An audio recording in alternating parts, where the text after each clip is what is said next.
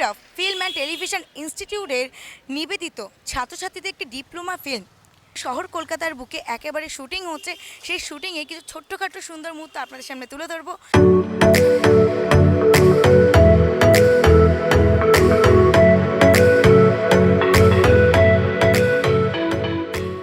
এই ফিল্মে কিন্তু ত্রিকোণ প্রেমের রহস্যের কাহিনী রয়েছে, তার সঙ্গে রয়েছে একটি খুনের ঘটনাও।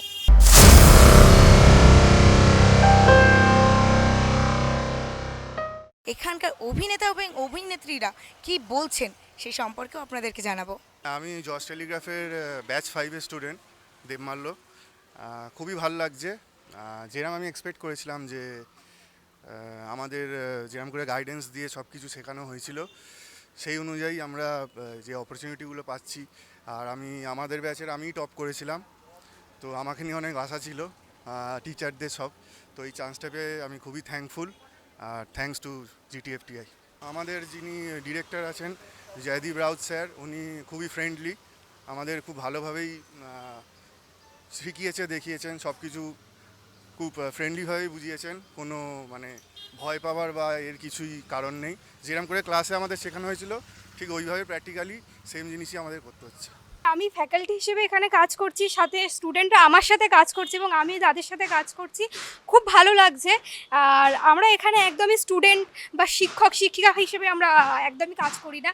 আমরা সবসময় চেষ্টা করি সবার থেকে নতুন কিছু শেখার। খুব ভালো লাগছে, কাজটা আসলে অবশ্যই দেখবেন। জজ টেলিগ্রাফের ছাত্রছাত্রীদের নিয়ে এই ফিল্মের ব্যাপারে তো আপনি তো স্ক্রিপ্টটা লিখেছেন, সেই ব্যাপারে আপনি কি বলবেন?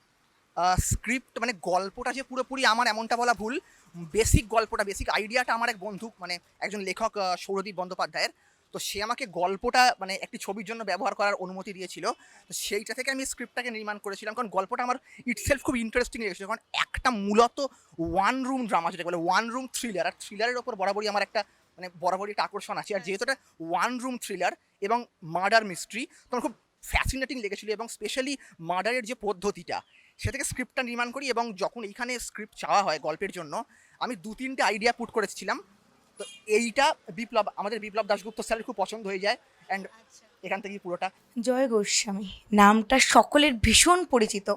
এখন অবধি যতগুলো আমরা ফিল্ম দেখেছি বা যাই বইঠই দেখেছি, তার মধ্যে আপনাকে আমরা দেখেছি যে আপনি নিজের চরিত্রে অভিনয় করছেন, কিন্তু এই প্রথমবার অন্য কারোর চরিত্রে অভিনয় আপনার কেমন লাগছে? এটা তো আসলে আমি তো অভিনেতা নই, অভিনয় করতে জানিও না, কিন্তু আমি জয়দীপ রাউতকে অনেক দিন ধরে চিনি। সে খুব ভালো কবিতা লেখে, আমার কাছে আসে, সে ছবি বানায়। সে আমাকে বলল যে এই কাজটায় আপনি যদি আমাদের সঙ্গে থাকেন। তা আমি ওই যে মেয়েটির সঙ্গে অভিনয় করছি, সে আমার মেয়ের থেকেও অন্তত 10 বছরের ছোট বয়সে।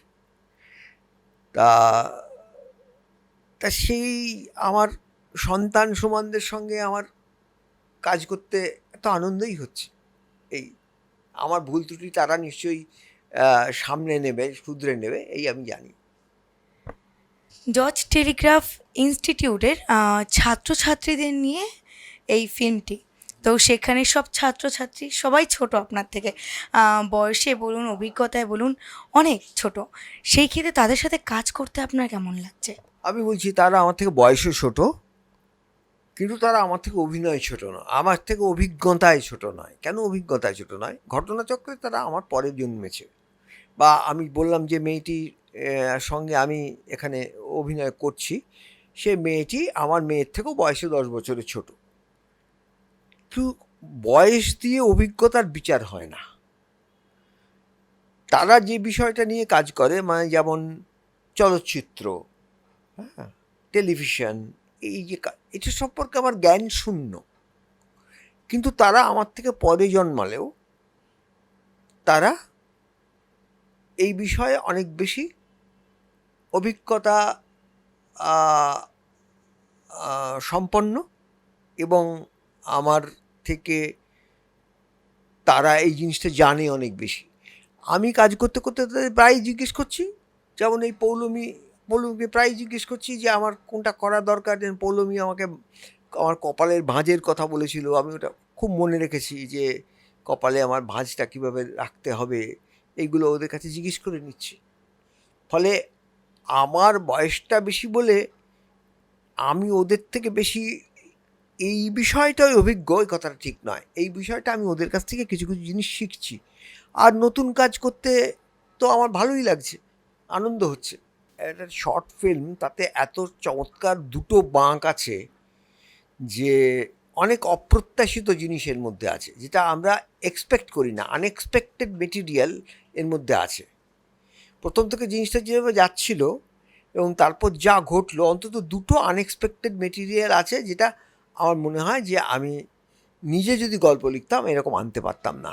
জয় গোস্বামীকে মানে ওনার মতন একটি এমিনেন্ট পার্সোনালিটিকে, ব্যক্তিত্বকে, সাহিত্যিককে আমরা যে পেয়েছি, এটাই আমাদের সবথেকে বড় প্রাপ্তি।